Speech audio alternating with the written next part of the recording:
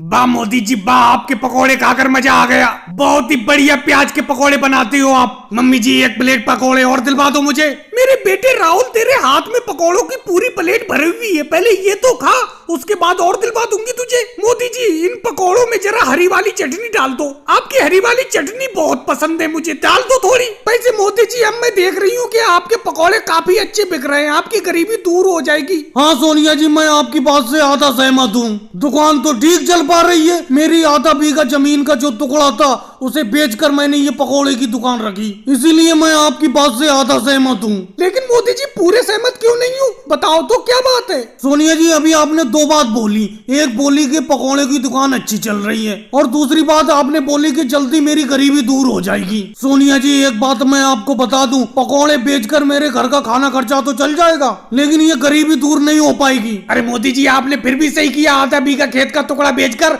ये पकोड़ों की दुकान खोल ली। खेती बाड़ी में भी कुछ नहीं रखा है, मेरी 1 बीघा जमीन का टुकड़ा है, कभी फसल बाढ़ में बह जाती है, कभी सूखे में खत्म हो जाती है। कम से कम आप पकोड़ों से कमाई तो कर रहे हो, घाटे का कोई सवाल तो नहीं है मोदी जी। तो योगी जी आप भी जमीन बेचकर किसी चीज की दुकान रख लो।